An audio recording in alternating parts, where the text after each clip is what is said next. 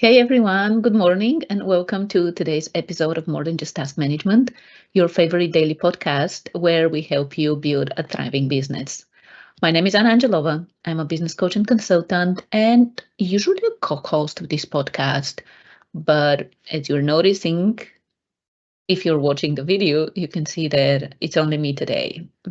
Joris is busy and unable to join us for the conversation today, but we decided together that, you know what, let's have the episode, let's move on, and he'll be joining us tomorrow with, of course, tomorrow's episode.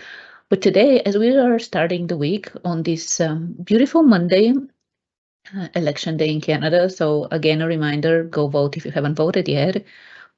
Today, what we were discussing is something really important for you as a leader, because as the business owner, as the founder, you are the leader of the organization. And our focus today is all about emotional intelligence in business. And to start the conversation, I want to make one thing clear.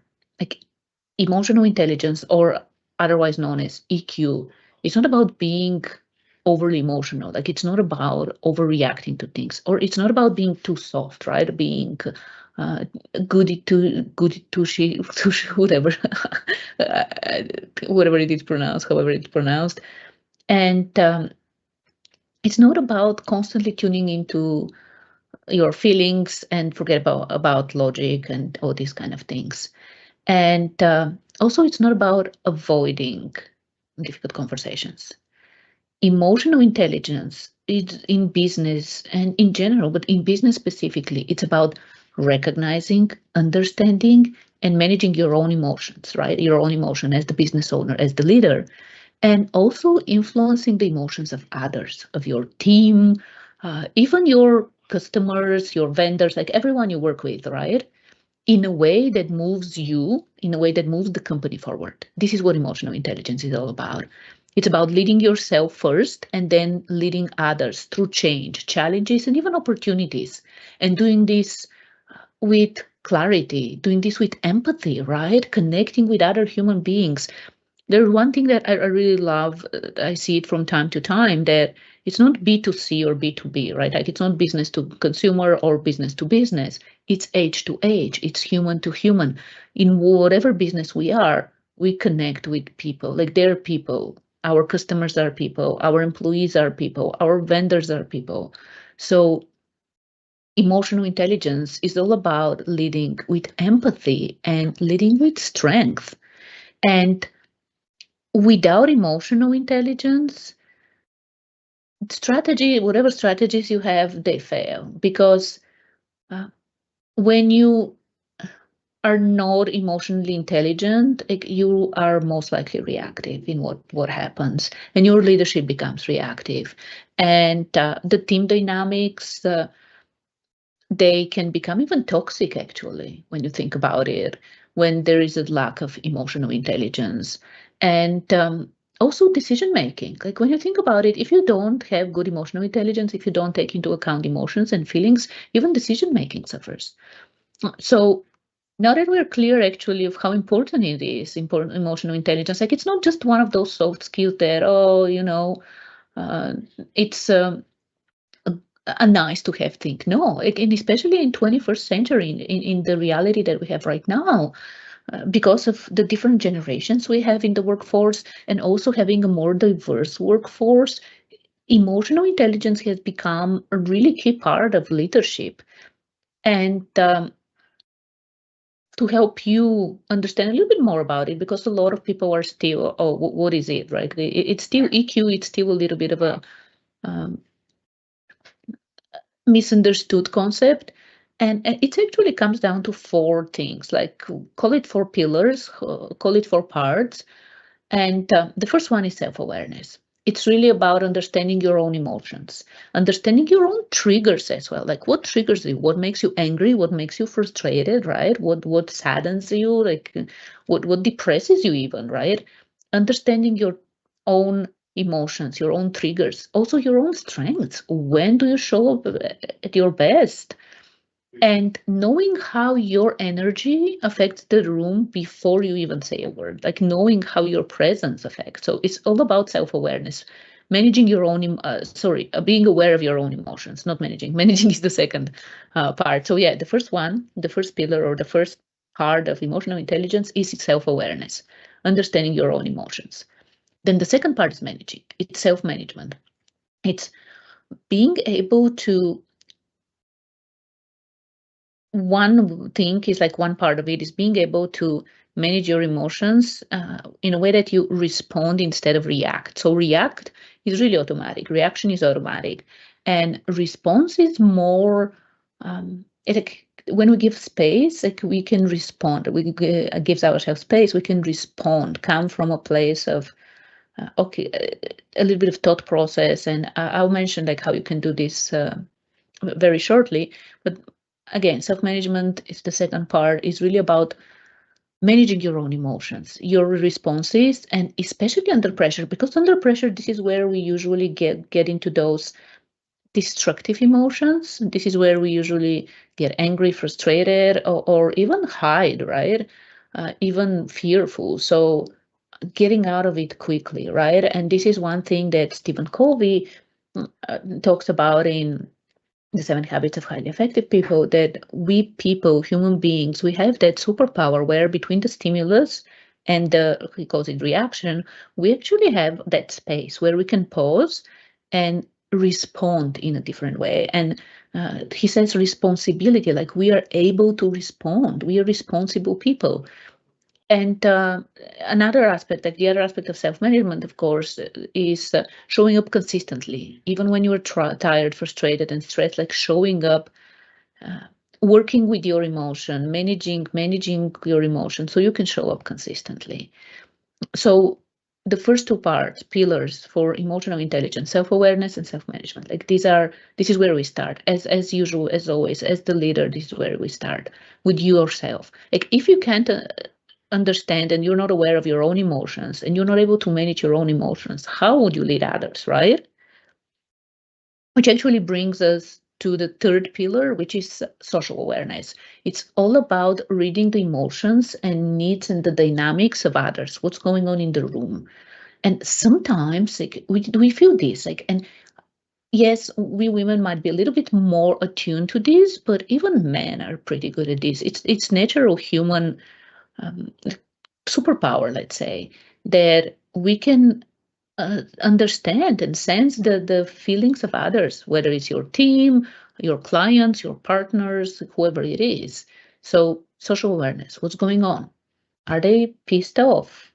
Do they look disengaged somehow? Are they doubtful, right? Or do you sense the tension, like that you can cut it with a knife?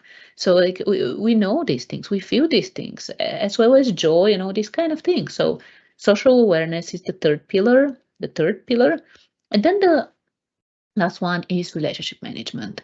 So it's ultimately using your awareness of your own emotions and then the emotions of others to build trust, to resolve conflicts, right? Help others manage their own emotions, to influence others in a positive way, and inspire even loyalty, not just action, right? Even inspire loyalty in your team, in your customers. So these are the four pillars, right? Self-awareness, self-management, social awareness, and relationship management. And leaders who have high levels of EQ, they use these four pillars like an internal GPS in a way.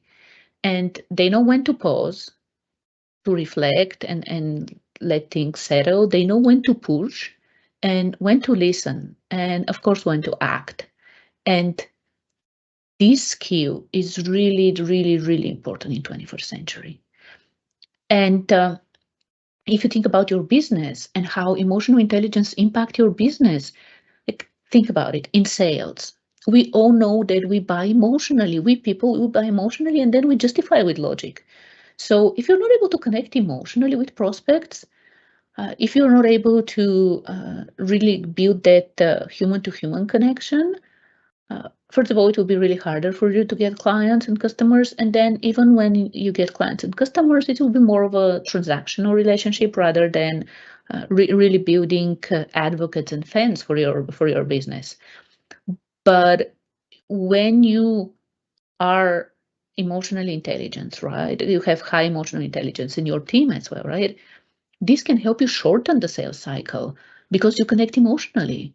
And it can even boost your conversions. You can start converting more and more prospects into clients. And then with leadership, it's the same thing, right? So emotional intelligence helps you connect with your clients when it comes to sales, and emotional intelligence helps you connect with your team. And people really uh, follow. I'm not sure I like the word follow, but when we have leaders, like, yes, the word follow comes up. People really follow, they trust emotionally intelligent leaders who know how to show up in good and bad times, the ones who are the calm in the middle of the storm. And for you to be the calm in the middle of the storm, you need to have high levels of emotional intelligence. It builds loyalty and it builds engagement. It inspires others around you. And of course, it also helps your business with the team dynamics, because as you understand what's going on with your team, as you understand that, oh, there's some tension here, you don't shy away from exploring and seeing what's going on. And having emotional safety as well, where your team also is good at, with their EQ, has high EQ, like that emotional safety provides a space where your team can innovate, like they can share ideas. They can even admit to mistakes without feeling bad about it, without feeling afraid. They collaborate better, and ultimately, this type of teams, they outperform. This type of organizations and businesses outperform others. And the last one I want to cover today, like how EQ helps your business, is with decision making. It helps you really navigate uncertainty, and it allows you to tap into those, like, the 7 levels of energy. I've mentioned them before, created by IPEC and Bruce D. Schneider, and used by certified coaches like me, IPEC certified coaches like myself. The 7 levels of energy, they are in a way helping with a very powerful tool, actually, to help with emotional intelligence. And like when you're really good at with your emotional intelligence, when you have high EQ, like even in crisis or uncertainty, you can approach the situation through with calm, like through levels 5, 6, 7, right? And you're able to assess risk more clearly and avoid reactionary decisions. Like avoid, as I said, like one of the things is you respond instead of react. And your decisions will not be based on fear and ego, which is like levels 1 and 2, those destructive levels. They will be coming, or most of your decisions will actually be coming from higher levels. So, as I said, EQ is not nice to have anymore. It's actually really, really important. It's a tool that engages your team and increases the performance of your business. And it's often what really separates nowadays, it's what really separates growing businesses from the ones that plateau. Like it what separates businesses that do amazing, that are profitable, fun to be part of, than the ones that stagnate. Which actually brings us really nicely to the last part I wanted to mention today and cover today. And it's actually one thing that, like, now you might be thinking, okay, Anna, it sounds important, right? But I don't know what I don't really want to sit in a circle singing Kumbaya all day and, try to get in touch with my feelings. If this is what you're thinking, don't worry. Because emotional intelligence and actually strengthening your emotional intelligence is very practical. Like it's not about journaling and things like this. It's even taking, so like this is what you can do, right? Practical things. Even taking like a few seconds before you react helps. And this is something that I remember when I was growing up. I think especially my mom, right? Like when I was growing up, they would tell me and my brother that count to 10 before you respond, right? Before you react. So pausing before you're reacting. So when something, especially in stressful situations, when something happens, Give yourself, even if it's not 3 seconds, 10 seconds, like give yourself like 3 seconds or something like this. Count to three before you react. This gives you the space that I was saying that Stephen Covey talks about. From the stimulus to the reaction, it gives you that space to actually choose, how do I want to respond? Do I want to yell? Do I want to ignore this? Do I want to hug the person? Like whatever it is. So, first, something that you can practice in stressful situations, take a deep breath, count to three. If you can count to 10, and choose, like, how do you want to respond instead of react? What would be the best choice? And the 7 levels of energy actually gives us 7 different ways we can choose to respond in any given situation, which is awesome. Like, you don't have to yell. You can hide, like you can ignore it, or you can try to put it under the rug and just continue working, or you can be caring. And this is where emotional intelligence actually comes up very nicely, because like when someone is frustrated, it, as an emotionally intelligent leader, you, instead of focusing on what they said and focus on the emotion, actually, this is where you can diffuse things. This is where you can be like, it sounds like you're frustrated. Tell me what's going on. And this is that level 4 perspective, like where you really care about the other person. Okay, like it's not about what they said, but it's about the fact that they sound frustrated or angry. So it sounds like you're frustrated. What's going on? So yeah, at least 7 ways to respond when you actually take a pause and allow yourself to count to 3 or 10, whatever you want to do, or 5, or whatever number you like. Just give yourself some space. The next thing you can do that helps you, especially with your own self-awareness, right, is to start labeling your emotions. So it's, let's say a stressful moment comes up. So in that pause, you can actually first think about, I feel anger, or I feel frustration, or I feel fear, or I feel joy, or I feel happiness if it's a good situation, right? So label the emotion itself, like don't try to say like, oh, I'm feeling good or bad. Like, don't label them as good or bad, because emotions are not good or bad. Like, they're just emotions, energy in motion. So just try saying, so like I'm feeling frustrated, or a feeling of frustrated is here. And why am I feeling frustrated? Because I was expecting something else, but something else happened. So like the expectations were not clear, or so try labeling your emotions. This way, we will start getting even more in tune with your own emotions, with your own triggers, with how you show up automatically. And then the third thing you can do to strengthen your EQ is observing others without judging them, without making any assumptions. Just try to notice their emotions, the emotions in the room, uh, that like in general are in the room, or individually when you have individual interactions with people. Try to notice their emotions. Don't just focus on the words. See what emotions are coming. Um, and the last thing is a practical thing you can do throughout the day is to do a little bit of a check in from time to time, right? I have a few checkpoints, and you can even put this in your calendar, like as a reminder, like once a day or twice a day, like once in the morning, let's say once in the morning and once in the afternoon.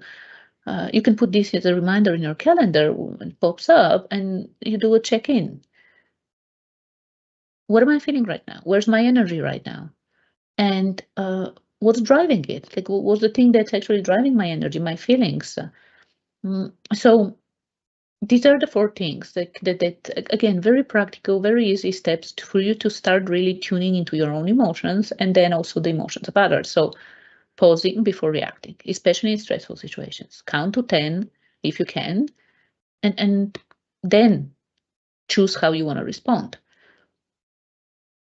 Think about your emotions. Like, what are you experiencing? Start labeling your emotions, not as good or bad, but as, oh, frustrated. It sounds like I'm frustrated. It looks like I'm angry, or I'm happy, or I feel a sense of calm or a sense of peace or whatever your emotion is at the moment, right? And online, you can actually find like even very nice charts with different emotions. So you can try to even tune in and see, it's not exactly frustration. It might be something else, right?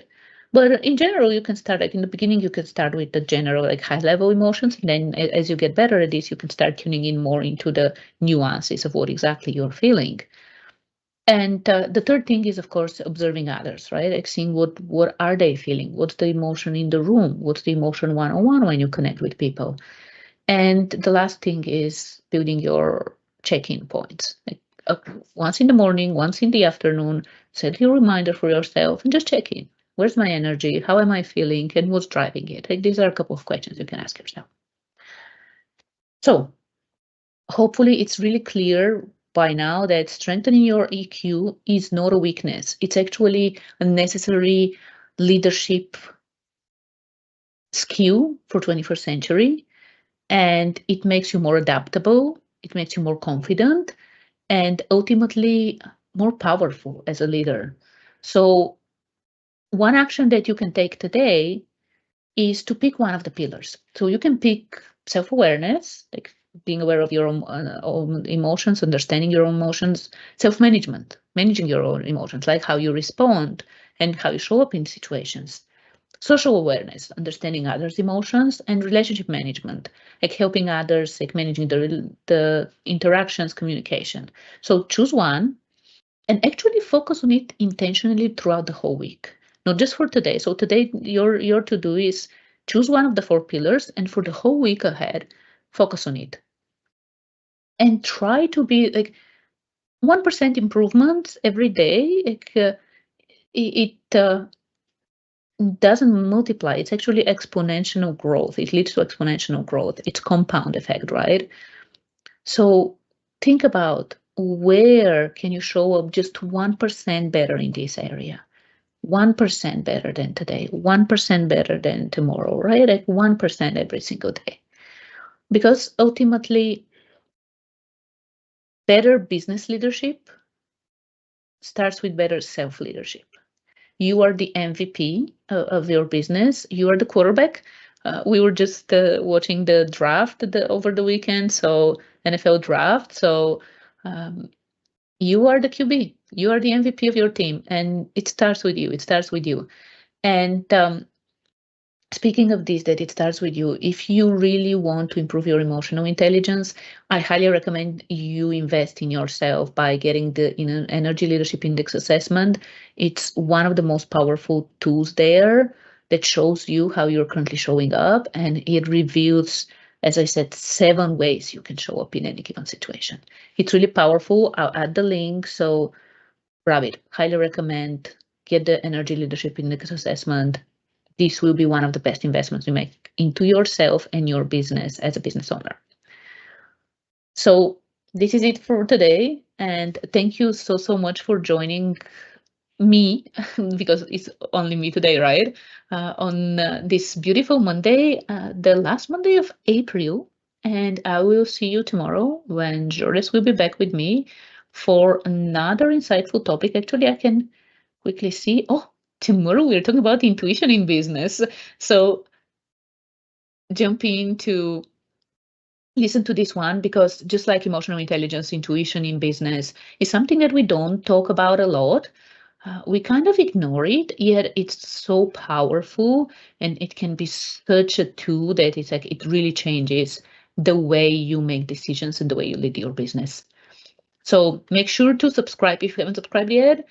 Thank you for listening today, and we'll be back tomorrow with another wonderful episode of More Than Just Task Management. Bye, everyone.